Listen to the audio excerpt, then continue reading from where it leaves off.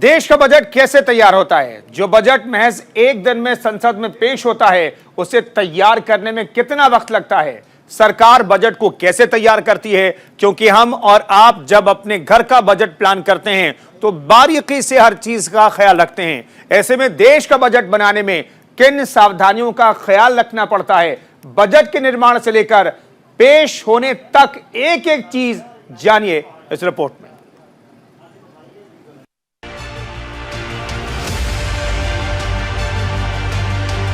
केंद्रीय वित्त मंत्री निर्मला सीतारमण 1 फरवरी को वित्तीय वर्ष 2022-23 के लिए बजट पेश करेंगी। कोरोना महामारी की वजह से सरकार इस बार पेपरलेस बजट पेश करेगी। जहां बजट पेश करने की तारीख 1 फरवरी तय है, लेकिन इसकी तैयारी कई महीने पहले शुरू हो जाती है। हजारों लोग दिन रात एक करके मेहनत करते हैं, तब जाकर देश का बजट तैयार होता है। सबसे पहले जानिए देश का बजट क्या है। बजट 1 साल का हिसाब किताब होता है। बजट पेश करने से पहले एक सर्वे कराया जाता है, जिसमें सरकार की कमाई का अनुमान लगाया जाता है। बजट में सरकार अनुमान लगाती है उसे प्रत्यक्ष कर, अप्रत्यक्ष कर और अलग अलग मंत्रालय के जरिए कितनी आय होगी। इस सर्वे में यह भी पता लगाया जाता है कि अगले साल सरकार का कितना खर्च अनुमानित है। सीधे शब्दों में कहें तो बजट 1 साल में होने वाली कमाई और खर्चे का ब्यौरा होता है। वित्त मंत्री अपने भाषण में इसी का ब्यौरा देते हैं और बजट 1 साल में एक बार पेश किया जाता है। संविधान में सीधे तौर पर बजट शब्द का जिक्र नहीं है। हालांकि संविधान के अनुच्छेद 112 में वार्षिक वित्तीय विवरण की चर्चा है। इस अनुच्छेद के तहत सरकार को अपने हर साल की कमाई और व्यय का ब्यौरा देना अनिवार्य होता है। इस अनुच्छेद के मुताबिक बजट पेश करने का अधिकार राष्ट्रपति को होता है, लेकिन राष्ट्रपति खुद बजट पेश नहीं करते। आमतौर पर देश के वित्त मंत्री ही बजट पेश करते हैं, लेकिन उनकी अनुपस्थिति में राष्ट्रपति किसी और से भी बजट पेश करा सकते हैं। देश में हाल ही में ऐसा तब हुआ जब अरुण जेटली बीमार थे और पीयूष गोयल ने वित्त मंत्री न रहते हुए भी बजट पेश किया। बजट को तैयार करने का काम काफी जटिल होता है। बजट तैयार करने में वित्त मंत्रालय, नीति आयोग, सरकार के अन्य मंत्रालय शामिल होते हैं। वित्त मंत्रालय इन्हीं अलग अलग मंत्रालयों के अनुरोध पर खर्च का एक प्रस्ताव तैयार करता है। इसके बाद बजट बनाने का काम वित्त मंत्रालय के अंतर्गत आने वाला बजट सेक्शन करता है। बजट सेक्शन सभी केंद्रीय मंत्रालयों, राज्यों, केंद्र शासित प्रदेशों, विभागों, सैन्य बलों को सर्कुलर जारी करता है, जिसमें आगामी साल के लिए खर्चों का एस्टीमेट मांगा जाता है।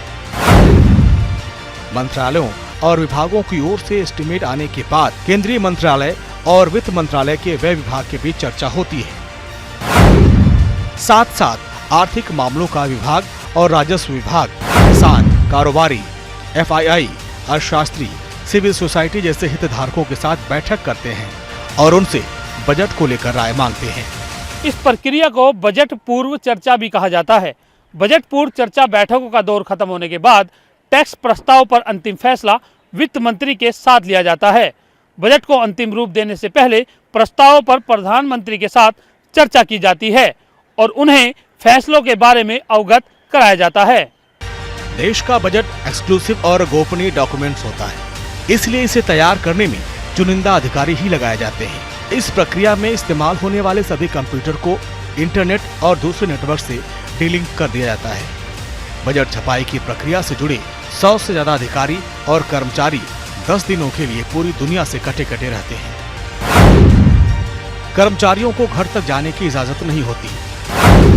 नॉर्थ ब्लॉक के बेसमेंट स्थित प्रिंटिंग प्रेस में बजट से जुड़े ये अधिकारी और कर्मचारी लगभग लॉक कर दिए जाते हैं।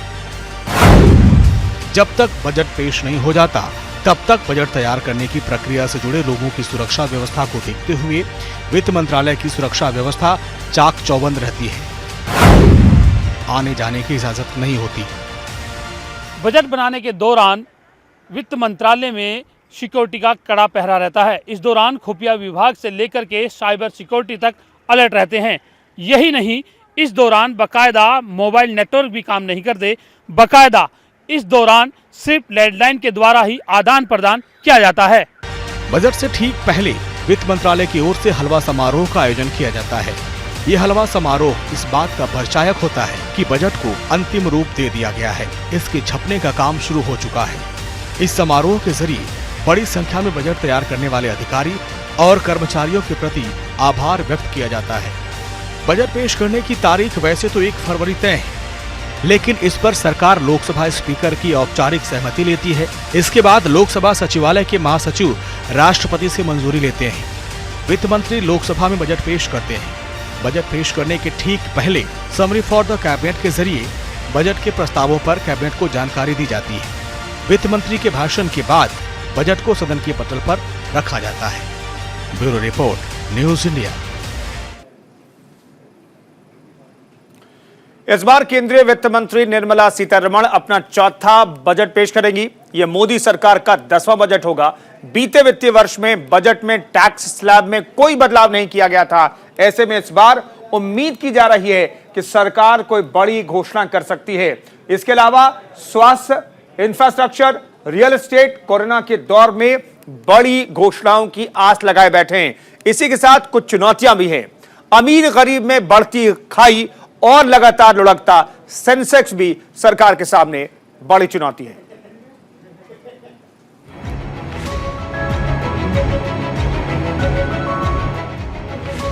उम्मीद का बजट, आशाओं का बजट, आकांक्षाओं का बजट, साल 2022 का बजट। कोरोना महामारी की तीसरी लहर से जूझ रहे देश को इस बजट से काफी उम्मीदें हैं। आम लोगों को जहां राहत की उम्मीद है, वहीं इंडस्ट्री को सरकार से मदद की अपेक्षा है। सरकार के सामने एक तरफ इकोनॉमिक ग्रोथ तेज करने की चुनौती है, तो दूसरी ओर महंगाई और बेरोजगारी जैसी समस्याएं हैं। ये बजट न सिर्फ लोगों की अपेक्षाओं बल्कि सरकार की क्षमताओं की भी अग्नि परीक्षा साबित होने वाला है। पिछले वित्तीय वर्ष में केंद्र सरकार ने कोरोना महामारी से प्रभावित अर्थव्यवस्था में जान फूंकने के लिए कई प्रोत्साहन पैकेजों की घोषणा की थी। ऐसे में इस बार कोरोना के नए वेरिएंट के साए से प्रभावित अर्थव्यवस्था को ट्रैक पर लाने के लिए वित्त मंत्री की ओर से बड़ी घोषणाएं की जा सकती हैं। वेतन भोगियों को राहत देने के लिए स्टैंडर्ड डिडक्शन की रकम 50,000 रुपए से बढ़ाकर सरकार 1 लाख रुपए कर सकती है। दरअसल सैलरीड क्लास के लिए इस समय स्टैंडर्ड डिडक्शन की धारा 16 के तहत महज 50,000 तय है।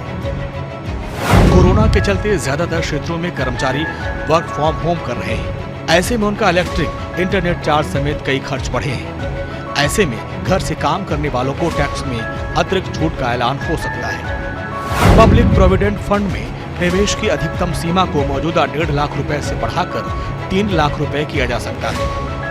अफोर्डेबल हाउसिंग के तहत पहली बार घर खरीदने वालों को ब्याज पर मिलने वाली 1.5 लाख रुपए तक की अतिरिक्त छूट को सरकार 1 साल के लिए बढ़ा सकती है। सरकार आगामी बजट में क्रिप्टो करेंसी की खरीद बिक्री को कर के दायरे में ला सकती है। कोरोना महामारी के चलते कई लोगों के रोजगार छिन गए, तो कईयों की आय बिल्कुल कम हो गई। इस दौरान कई कोरोना मरीजों को केंद्र सरकार, राज्य सरकार, कंपनियों से वित्तीय सहायता मिली, लेकिन बहुत से ऐसे लोगों को ये लड़ाई अपने बूते लड़नी पड़ी। ऐसे लोगों को कोरोना के इलाज के लिए डिडक्शन का फायदा दिए जाने की घोषणा की उम्मीद है। कोरोना के चलते बीते 2 साल में हेल्थ सेक्टर पर काफी फोकस बढ़ा है। बजट 2022 से उम्मीदें हैं कि लाइफ इंश्योरेंस को इनकम टैक्स एक्ट के सेक्शन 80C से बाहर किया जा सकता है। इंश्योरेंस सेक्टर के लिए लिमिट बढ़ाई जा सकती है। लाइफ इंश्योरेंस और मेडिक्लेम इंश्योरेंस दोनों को नई कैटेगरी के तहत जोड़ा जा सकता है, या फिर 80C की लिमिट को ओवरऑल बढ़ाया जा सकता है। इस बार के बजट में करदाताओं को इंश्योरेंस, मेडिक्लेम प्रीमियम पर लगने वाली जीएसटी के भी कम होने की उम्मीद है। सरकार बीमा प्रीमियम पर लगाए जा रहे 18% जीएसटी को कम करके 5% तक ला सकती है, ताकि ज्यादा से ज्यादा लोग बीमा योजनाओं को चुनने के लिए प्रोत्साहित हों। पिछले 2 साल से महामारी की लगातार गिरफ्त में होने के कारण देश का हर सेक्टर प्रभावित रहा। इंडस्ट्री राहत चाहती है। किस सेक्टर की क्या डिमांड है या सरकार उसे कैसे राहत दे सकती है, ये भी आपको बता देते हैं। ऑटोमोबाइल सेक्टर, घरेलू ऑटोमोबाइल सेक्टर पिछले 2 दशकों के सबसे बुरे दौर से गुजर रहा है। ऑटोमोबाइल सेक्टर एक समान टैक्स लगाने की व्यवस्था लागू करने की मांग कर रहा है।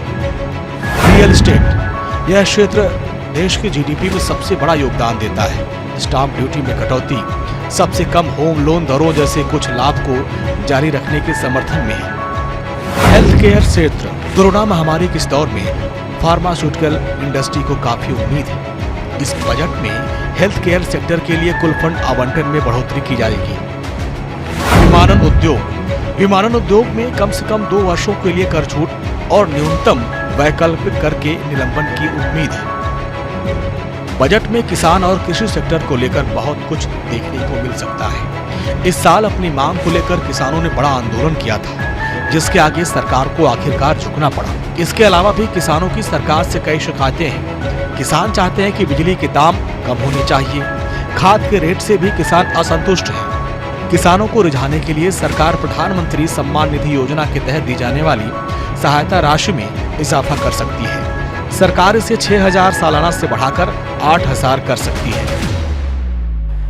विभिन्न सेक्टर की मांग और आशाओं के बीच अब बजट पेश होने का वक्त आ चुका है। किस सेक्टर को क्या मिला, सरकार किसकी उम्मीदों पर खरी उतरी और किसकी उम्मीदों पर पानी फेरा, ये तो 1 फरवरी को ही पता चलेगा। लेकिन जिन लोगों पर बजट बनाने का जिम्मा था, जो टीम निर्मला के कोर मेंबर हैं, आइए अब आपको उनके बारे में बताते हैं। टीवी सोमनाथन फाइनेंस सेक्रेटरी और डिपार्टमेंट ऑफ एक्सपेंडिचर के सेक्रेटरी पद पर तैनात है। अजय सेठ डिपार्टमेंट ऑफ इकोनॉमिक अफेयर्स में सेक्रेटरी हैं। देवाशीष पांडा भी डिपार्टमेंट ऑफ फाइनेंशियल सर्विसेज के सेक्रेटरी हैं। Tarun Bajaj department of revenue के सेक्रेटरी पद पर तैनात हैं। तुहिन कांत पांडे के पास सरकार के सबसे महत्वाकांक्षी विभागों में से एक निवेश एवं लोक परिसंपत्ति प्रबंधन का कार्यभार है। टीम निर्मला के सामने बजट में आशाओं के बीच बड़ी चुनौतियों का पहाड़ भी है। लगातार धराशायी होता शेयर बाजार का सूचकांक अर्थव्यवस्था किस हाल से गुजर रही इसकी गवाही दे रहा है। इसी दौरान गैर सरकारी संस्था ऑक्सफैम इंडिया की चौंकाने वाली रिपोर्ट भी परेशानी का सबब बन सकती है। रिपोर्ट के मुताबिक कोरोना काल के दौरान जहां एक ओर देश में गरीबों के सामने खाने पीने का संकट पैदा हो गया, तो दूसरी तरफ इस दौरान देश में अरबपति अमीरों की संख्या बढ़ गई। 2021 में भारत में 84% परिवारों की आय में गिरावट आई। वही भारतीय अरबपतियों की संख्या 102 से बढ़कर 142 हो गई। देश के सबसे अमीर 10% लोगों के पास देश की 45% दौलत है। कोरोना की तीसरी लहर से जूझ रहे इंडिया को मोदी सरकार अपने 10वें बजट में क्या गिफ्ट देती है? मिडिल क्लास, सैलरीड क्लास, किसान को अपनी सौगात से कितना रिझा पाती है? इसी के साथ जो चुनौतियां सरकार के सामने खड़ी है, उनसे सरकार कैसे पार पाती है, ये भी देखना होगा। Bureau report, news India. 1 फरवरी को पेश होने वाले बजट की बात कर रहे हैं। कोरोना महामारी के दौर में केंद्रीय वित्त मंत्री निर्मला सीतारमण से लोगों को काफी उम्मीदें हैं। कई सेक्टर ऐसे हैं जो कोरोना की मार से अब तक नहीं उबर पाए हैं। इसके अलावा middle class income tax limit में छूट और हेल्थ सेक्टर में कई रियायतों की उम्मीदें लगाए बैठा है। तो 1 फरवरी को वित्त मंत्री निर्मला सीतारमण अपने बजट के पिटारे से लोगों को क्या तोहफा दे सकती हैं, इसे भी हमने समझने की कोशिश की।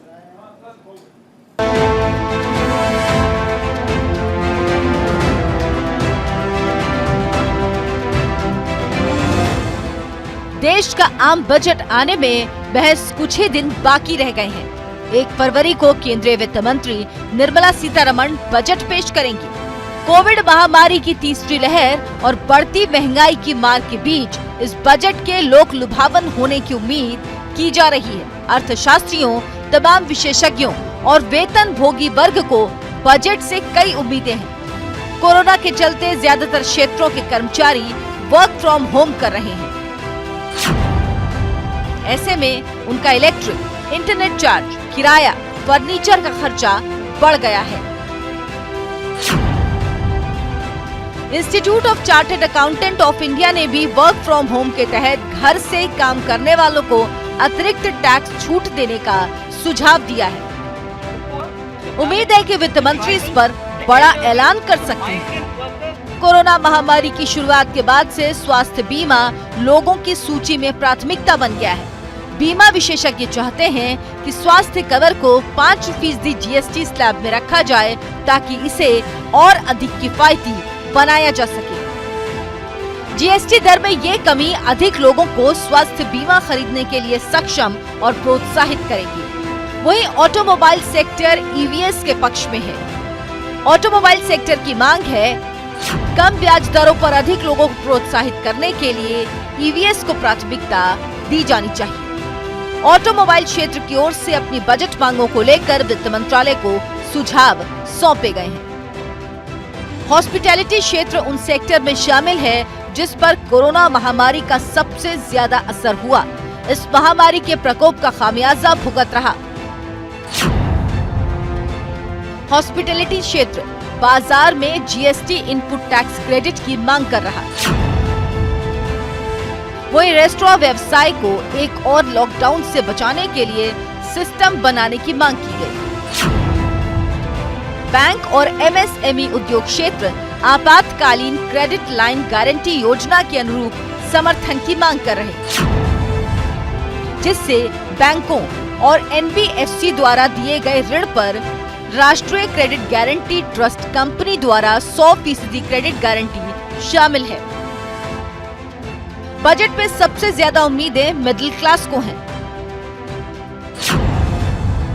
मौजूदा मानक कटौती सीमा को 50,000 रुपए से बढ़ाकर कम से कम 75,000 रुपए और अधिकतम 1 लाख रुपए करने की आवश्यकता भी बजट की उम्मीदों में से है। सैलरी क्लास लोगों को उम्मीद है कि इसको बढ़ाया जाए।